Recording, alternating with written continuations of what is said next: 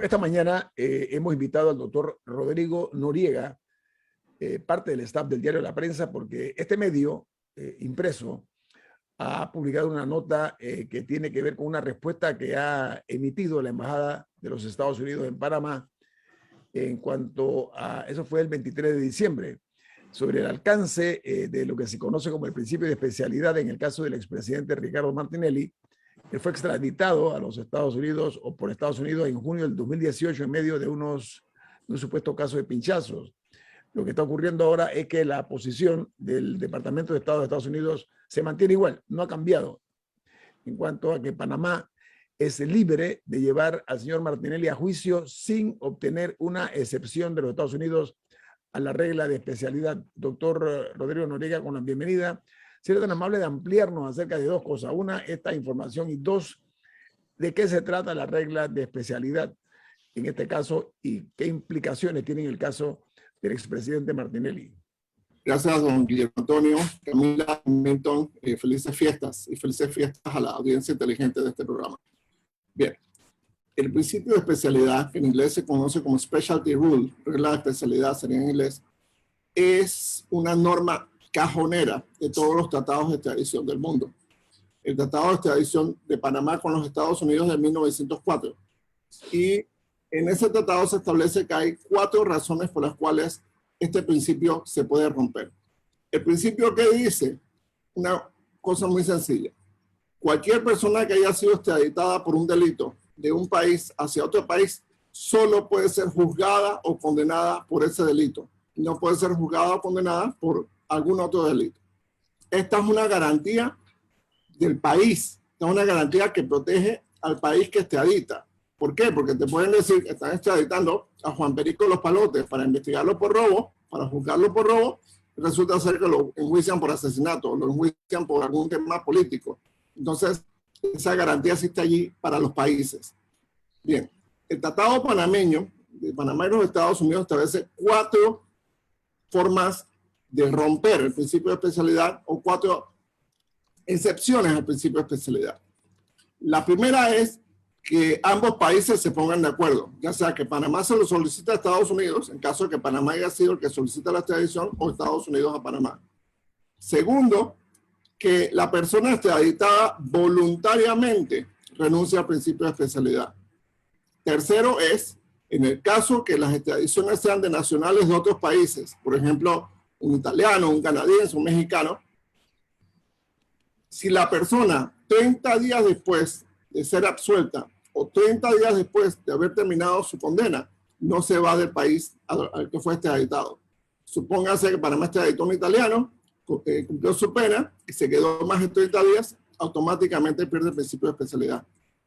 Y la cuarta, que es la que invoca Estados Unidos, es que la persona extraditada haya salido voluntariamente del país al cual fue extraditado y regrese voluntariamente. En ese caso, se rompe el principio de especialidad. Entonces, ¿qué dice la Embajada de Estados Unidos y cuál ha sido la posición del Departamento de Estado del 2019? Que el señor expresidente Ricardo Martinelli rompió el principio de especialidad en septiembre 15 del 2018, del 2019, cuando él se va a Argentina y regresa. En ese momento se rompe el principio de especialidad. El presidente lo ha estado invocando para su protección en 2 casos. El caso Odebrecht, él rehusó declarar invocando el artículo 25 de la Constitución, es decir, para no incriminarse e invocando el principio de especialidad, e igualmente lo hizo así en el New Business. ¿Qué ha dicho el gobierno de Estados Unidos? Tanto en el gobierno de Trump como en el gobierno del señor Biden, el señor Martinelli no tiene principio de especialidad. Lo dijo Michael Cossack cuando vino a Panamá, lo dijo Thomas Heinemann, un alto funcionario del Departamento de Estado en el gobierno de Trump, y lo vuelve a ratificar ahora el Departamento de Estado en el gobierno de Biden. El principio de especialidad en un juicio, en un proceso, no es algo que usted invoca y dice, yo tengo principio de especialidad. Usted tiene que demostrar que tiene principio de especialidad. ¿Cómo se demuestra eso, doctor? Doctor, ¿cómo se demuestra? La pregunta es demostrar... Una certificación. ¿Ah? Usted tiene una certificación. A la Cancillería panameña que le obtenga una certificación, por ejemplo, de Estados Unidos. O que básicamente conste que usted mantiene el principio de especialidad. Pero Estados Unidos le ha certificado al Ministerio Público que la persona no tiene principio de especialidad. Es decir, Panamá tiene total libertad de enjuiciarlo, de investigarlo por cualquier delito. Ahora, el Tratado de Especialidad no es nada nuevo. Esto data del año 1904 entre Panamá y los Estados Unidos. Eso hay que ponerlo claro, ¿no? Es el artículo 8 del tratado, la ley 25 de 1904. Sí. Esta posición del Departamento de Estado reiterativa, ¿qué impacto puede tener en Panamá en el caso del expresidente Martinelli en los temas de New Business y del pago de sobornos presuntamente de compañía Odebrecht, de la constructora Odebrecht, doctor Noriega? Póngase dos escenarios. Un escenario en que el Ministerio Público se hubiera abstenido de investigar diciendo nosotros no tenemos jurisdicción sobre esto porque hay principio de especialidad. Eso pues hubiera tenido problemas directos con Estados Unidos. El Ministerio Público, para su crédito, continuó con las investigaciones. El segundo escenario es que el órgano judicial diga en algún tipo de sentencia, auto o dictamen, no se le puede juzgar o no se le puede condenar por tal o cual delito porque tiene el principio de especialidad, pues allí tendríamos un tamaño problema internacional porque quiere decir que Panamá está desconociendo las normas del derecho internacional y eso es muy serio. Panamá es un país que depende de sus relaciones internacionales y depende del respeto a los tratados y convenciones que ha firmado. Doctor Noriega, el tema aquí es que el expresidente Martinelli en reiteradas ocasiones se ha negado o ha desafiado, mejor dicho, la postura de los Estados Unidos negándose a hacerle frente a estos procesos, ¿no? Él ha presentado una serie de recursos ante los tribunales de justicia y ha logrado hasta ahora pues que esto no se dé de una manera formal. Incluso ha querellado a algunos fiscales. En su opinión, ¿esto qué implicaciones tiene, doctor Noriega? Esas son tácticas dilatorias, don Guillermo. Esas son tácticas dilatorias. La jueza tercera liquidadora, Valoisa Martínez, hasta el momento mantiene al señor Martinelli como parte de los procesos. Vamos a ver esta acción del principio de especialidad moverse mucho en los tribunales próximamente, porque no funcionó en el Ministerio Público. Los fiscales no le hicieron caso, los fiscales tenían el respaldo de Estados Unidos diciendo aquí ya no hay principio de especialidad. Y entonces vamos a ver ahora qué pasa con el órgano judicial. Es posible que la jueza Valoisa Martínez diga algo, pero sus superiores y la Corte Suprema de Justicia digan otra cosa. Veremos qué pasa allí. Camila. Ya hay una fecha de audiencia, por ejemplo, para el caso de Brecht, creo que en junio no sé si la estoy confundiendo con Blue Apple, en junio del 2022. Correcto, esa es la fecha. ¿De Blue Apple o de Brecht? De Brecht. Ok, ya hay una lista de personas que están convocadas a esa audiencia. ¿Qué pasaría ahora? ¿Está el señor Martinelli en esa lista? ¿O está en esa lista, al igual que el expresidente Juan Carlos Varela. Y si en esa lista, cuando llegue junio, tendrían que asistir todas las personas o es de esos juicios que si falta una, todo el mundo se va para su casa? Tienen que asistir todas las personas porque es sistema inquisitivo mixto. Lo que puede pasar si él no se presenta o si simplemente trata de evitar el proceso, pues tengamos uno de estos eventos muy engorrosos y vergonzosos para el país, que haya que ordenar buscarlo con la policía y bueno, todo aquello. Bueno, él u otra persona, porque es el modus operandi es la táctica de muchísimos abogados también, recomendarle eso a sus clientes. Ortopédicos y andaderas y bastones y sillas de ruedas y bueno. Son tácticas, como dice usted, dilatorias todas, ¿no? Don Rodrigo, según mediciones a las que se le puede dar o no credibilidad, el 45% de los electores panameños o no creen que el expresidente Ricardo Martinelli sea culpable de nada o no les importa si fuera culpable de aquello de lo que se le acusa y estarían dispuestos a votar por él para presidente de la República. Nosotros podemos entender que mucho de lo que vemos en su estrategia comunicacional tiene más que ver con convencer a la opinión pública de que él no puede ser juzgado o que es inocente o que hay una persecución política que necesariamente ganar casos, porque la verdad procesal es la que está comprobada en los expedientes y no lo que digan los periódicos, o la radio, o la televisión. En este sentido, dado lo que demoran los procesos panameños con las medidas dilatorias que han descrito Camila y tú hace un momento, ¿qué pasa si llegamos a 2024 y Ricardo Martinelli no ha sido condenado por ninguna acusación que además le imponga la prohibición de presentarse a cargos de elección popular, y él se presenta a una elección con estos casos andando y ganar? ¿Qué pasa con estos procesos? ¿Asume de una vez el manto de la inmunidad presidencial o los procesos continúan? La respuesta al revés, doctor Noriega. Le voy a pedir con disculpas. Vamos al corte comercial. Estamos platicando con el doctor Rodrigo Noriega acerca de una publicación que aparece hoy en el diario La Prensa sobre el tema vinculado al caso del principio de especialidad, que según los Estados Unidos, una vez más reitera que no aplica a Ricardo Martinelli. Tiene más aquí en Info Análisis. Este es un programa para la gente inteligente.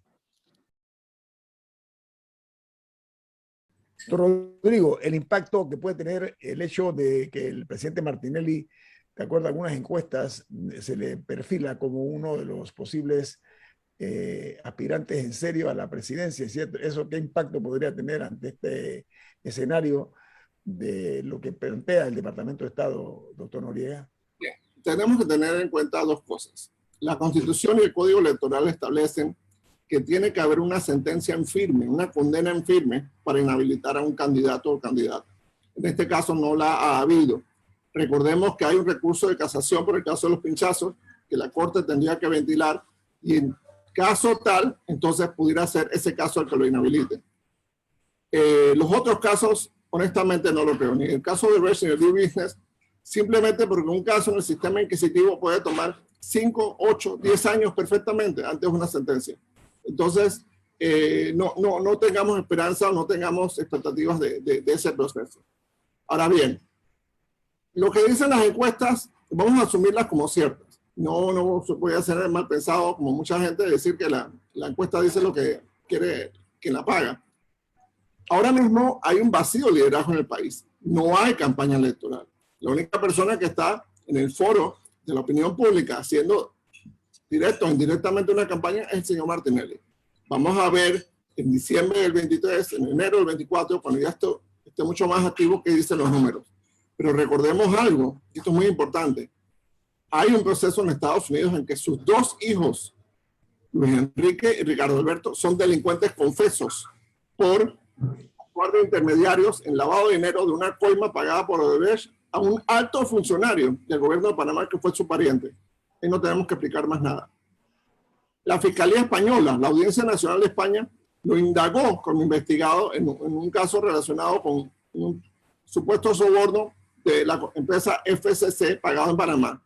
Entonces, podemos tener hipotéticamente una situación en que en dos países amigos de Panamá, muy cercanos a Panamá, Estados Unidos y España, hay investigaciones o haya, llamémoslo así, hay imputaciones contra una persona en Panamá y en Panamá no hay una sola condena o un solo impedimento para que esa persona sea candidata. Pero Rodrigo, regresando al escenario, llegamos a las elecciones, no ha sido condenado en Panamá y no hay inhabilitación para que se postule al cargo de presidente. Puede que en Estados Unidos y en España haya procesos andando.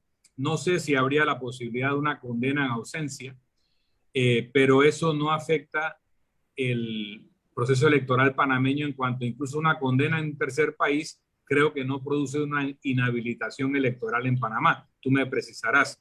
Vamos a ver dos escenarios. Un escenario, Ricardo Martinelli no ha definido su situación judicial, llega a las elecciones, se postula y gana la presidencia según las tendencias actuales. Reviste su persona de inmunidad presidencial a partir de ese momento, se suspenden los procesos, se tiene que remitir todo a la Corte Suprema.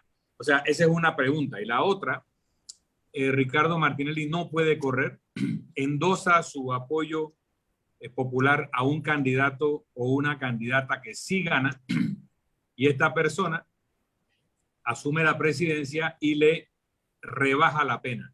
Aquí no cabría un indulto porque no hay delito político, esto es un delito común, lo que se le acusa, pero supongamos que logra elegir a una persona que automáticamente le rebaja todas las penas, incluyendo la prohibición electoral para un siguiente ciclo.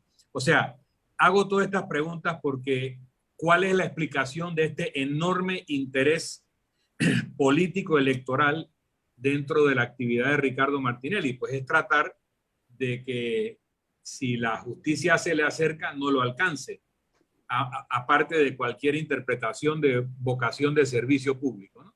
Entonces, ¿cómo tú ves esos escenarios donde él gana la presidencia o donde una persona allegada a él gana la presidencia? Entonces, yo veo esos escenarios totalmente factibles, o sea, no son de ciencia ficción. En el primer escenario, si él gana la presidencia, todos los casos pasan a la Asamblea Nacional, donde ya sabemos lo que va a pasar. No nos engañemos. Eso va a ser objeto de una negociación, salvo que él tenga una mayoría, entonces sería absuelto inmediatamente. En el caso contrario, eso va a ser objeto de una negociación permanente en los 5 años de gobierno. En el segundo caso, que él endose a una persona y esta gane, vamos, la legislación panameña tiene muchas cortapisas para acabar con la justicia penal. Te pongo un solo ejemplo que estuvo en discusión en la Asamblea este año y no sabemos si todavía está vivo. El tema de eliminar las penas accesorias. Tú puedes pasar una ley que elimina la pena accesoria y bueno, eso le permite correr en el 2029, por ejemplo. O ser un poco más indiscreto y, ¿por qué no?, eliminar el delito por el cual teóricamente él fuera condenado. Entonces lo eliminaste del Código Penal, no existe delito, tienes que soltarlo inmediatamente, se le borra su registro penal y puede correr perfectamente para cualquier cargo. O sea, lamentablemente estamos en un país que no tiene instituciones en el que todo es posible. Yo espero que se le respeten sus derechos y su debido proceso, su presunción de inocencia. Y también espero que la institucionalidad tenga la fortaleza de respetarle los derechos y el proceso al Estado panameño, víctimas de muchos de estos delitos, y al erario público de las generaciones presentes y futuras, que fue saqueado, ya está reconocido, Odebrecht lo reconoció. Hay 2 delincuentes confesos en Nueva York, esperando penas, y que confesaron haber tramitado una coima, lavado dinero de una coima de Odebrecht a un alto funcionario panameño. O sea, está confirmado. En el caso SAP, se condenó a una persona en Estados Unidos por pagar un soborno en Panamá. En el caso FCC, se están condenando a españoles por pagar sobornos en Panamá. Entonces, en Costa Rica se está investigando al señor Carlos Cerdas, el hombre más rico, uno de los hombres más ricos de Costa Rica, por haber pagado sobornos allá y posiblemente por haber pagado sobornos acá también. Entonces, está muy claro que hubo una pagadera de sobornos, una orgía de sobornos y coimas en proyectos públicos. Si la población quiere, a pesar de todo esto, votar, bueno, entonces realmente somos una isla digna de los piratas del Caribe. Oiga, doctor Noriega, hay un hecho aquí que estamos obligados a analizarlo y me gustaría conocer desde su perspectiva lo siguiente, que debe ser incluso un tema de pena, ¿no? De pena nuestra, no es ajena, pena nuestra. El Procurador General de la Nación, el Procurador Caraballo, ya va a cumplir 10 meses en condición de interinidad, o sea, no es en propiedad el Procurador General de la Nación ante este cúmulo de escándalos de corrupción, entre otras cosas. Entonces esto limita sus posibilidades de que los casos lleguen a tierra firme o en alguna manera lo convierte en un elemento frágil para poder proceder o lo tiene atado de pies y manos. ¿Qué implicaciones tiene el hecho de que esté el procurador Caraballo todavía ocupando el cargo de manera interina, doctor Noriega? Gracias por la pregunta, Guillermo Antonio. Mire, el procurador Caraballo tomó posesión a principios del mes de marzo de este año. O sea que este fin de semana que viene cumple 10 meses. Esto es imperdonable.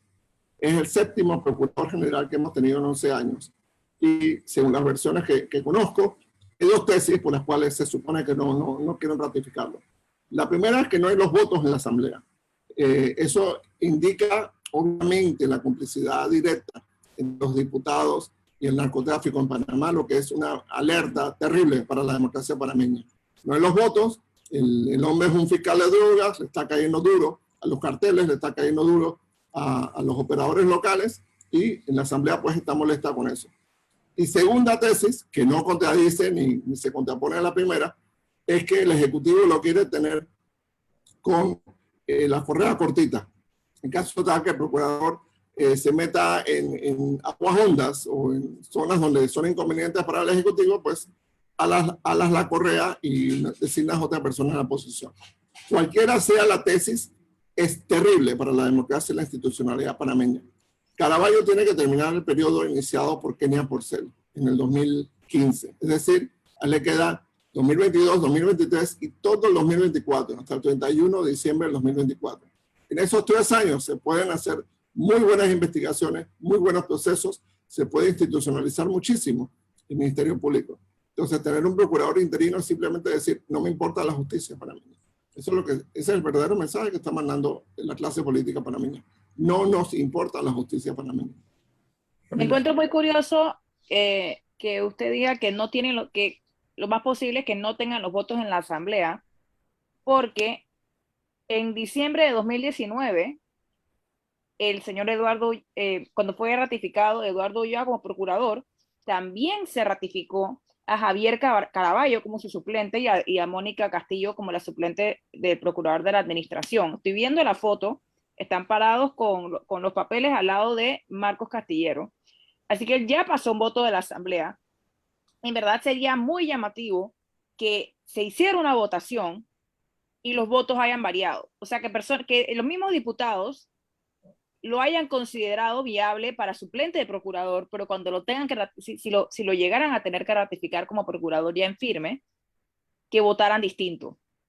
Y creo que sería comparar los votos sería muy interesante también, cómo hayan variado.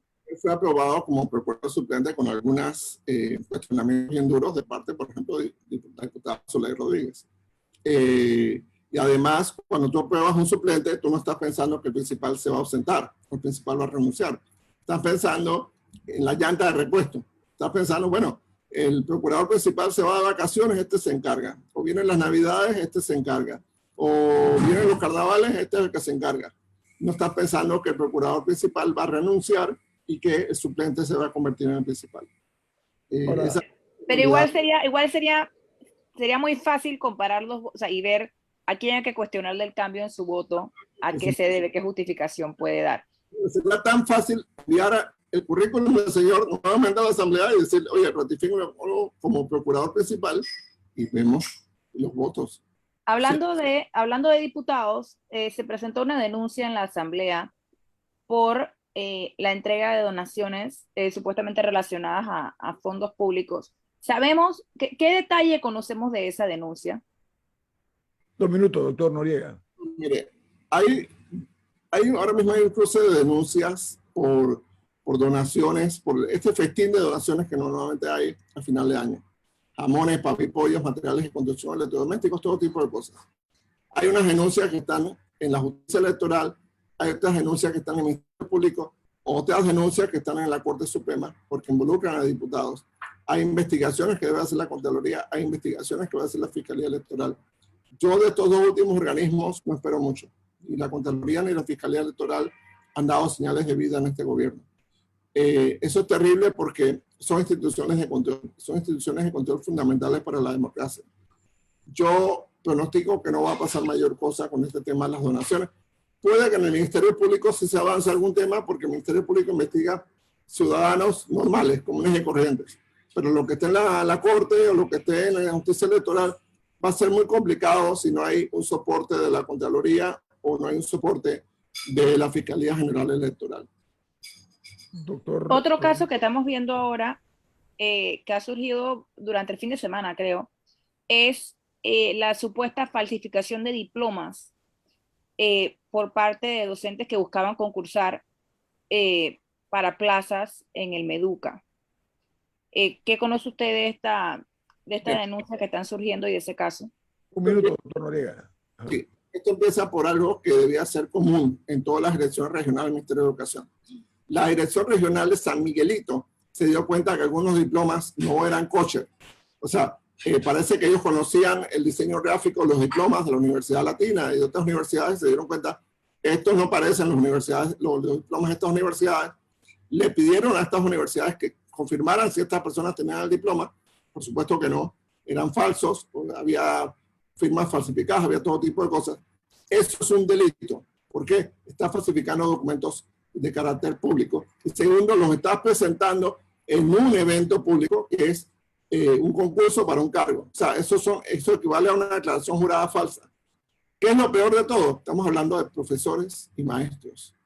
Profesores y maestros que están pagando por diplomas falsos, que están falsificando documentos para obtener un cargo. Esa es la podredumbre moral que tenía este país. Cuando los profesores y maestros son corruptos, no podemos esperar otra cosa para este país. Eso es una señal muy negativa acerca del tejido social nuestro, cómo se ha ido de a poco o de a mucho dañando. Doctor Rodrigo Noriega, gracias por estar esta mañana con nosotros. Un placer, feliz año a todos ustedes y a la audiencia también. Feliz año para usted, doctor, y su familia. Hasta luego, felicidades. Gracias. Vamos al corte comercial. Esto es Info Análisis, un programa para la gente inteligente. Bueno, el tema de los diplomas falsificados que ha surgido a la palestra pública, como decía el doctor Noriega, es un delito. Ojalá que eso no quede nuevamente sumido en la nada, que las investigaciones tengan un fin en el cual se castigue a las personas involucradas en ese escándalo, porque tras que la educación en Panamá está en una situación precaria, vemos entonces que hay profesores que tienen títulos universitarios que supuestamente son falsificados, o sea, carecen de legitimidad. Y eso implica en forma negativa la capacidad que tienen los estudiantes de nutrirse del conocimiento.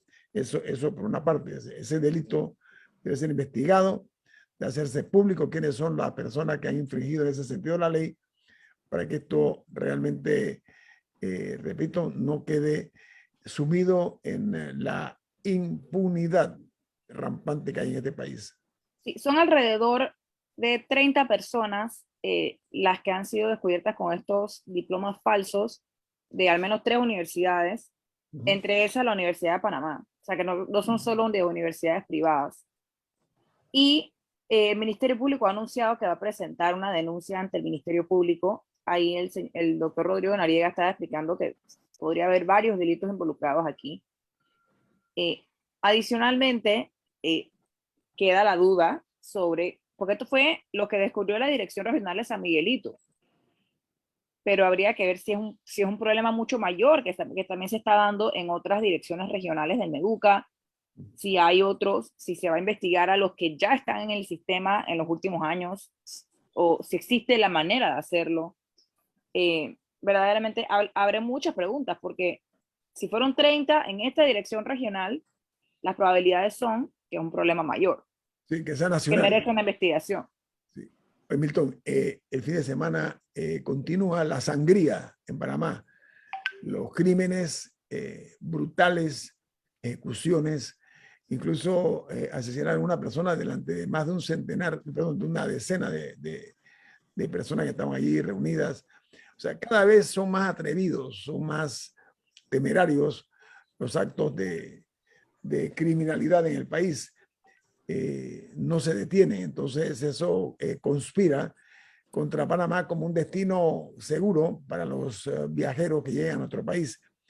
¿Tú a qué atribuyes, Milton, esto? Se habla mucho de la droga, se habla de, no sé, de otros delitos.